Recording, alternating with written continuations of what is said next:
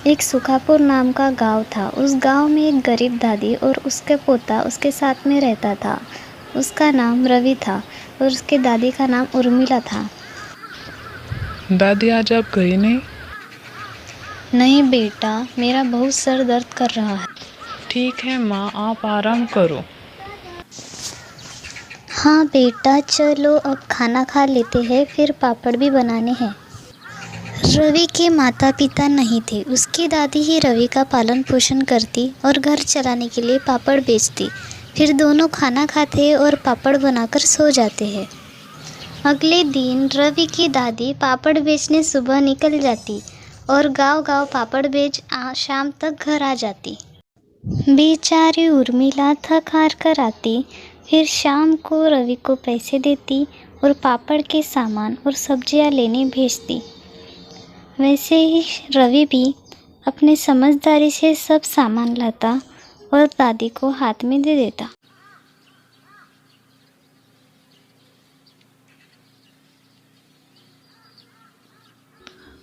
माँ, आज बाजार में सब्जियाँ बहुत ही महंगी थी। फिर जल्दी से उर्मिला खाना पकाकर दोनों साथ मिलकर खाना खाते हैं। अगले दिन माँ सुबह से गई है, अब तक आई क्यों नहीं? बाहर बहुत बारिश और कड़कड़ाहट बिजली हो रही है, मुझे बहुत डर लग रहा है। अगले दिन माँ, आप रात से नहीं आई, कहाँ थी? मुझे बहुत डर लग रहा था, आप ठीक तो हो ना? उर्मिला बताती है, बेटा गांव में इतनी बाहर थी कि मैं आ ही नहीं पाई, इसलिए रात को मैं वहीं रुक गई। अब लगातार रोज बारिश हो रही है। एक हफ्ते से उर्मिला और रवि दोनों ही घर पर ही रुके हैं। अभी उनके घर का राशन भी ख़त्म होने को आ रहा है। अभी उर्मिला रोज़ सोच में पड़ जाती है कि ये बारिश कब रुकेगी और कब हम बाहर जाकर पापड़ बेचकर घर चलाएं। ऐसे में ही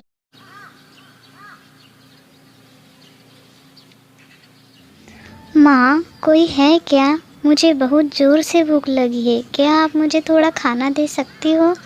मैं पूर में बह गई थी, इसलिए मैं अपनी माँ से दूर हो गई हूँ।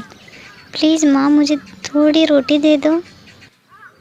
उसके बाद वो लड़की रोने लगती है। फिर उर्मिला उसको अंदर बुलाती है।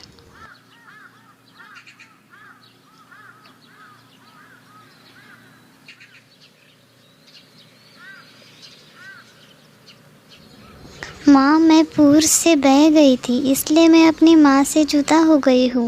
मुझे बहुत ज़ोरों से भूख लगी। ऐसा कहकर वो लड़की रोने लगती है। फिर उर्मिला उसको कहती, बेटा तुम रो मत, मैं भी तो तुम्हारी माँ जैसी ही हूँ ना, तुम यहाँ पर रह सकती हो।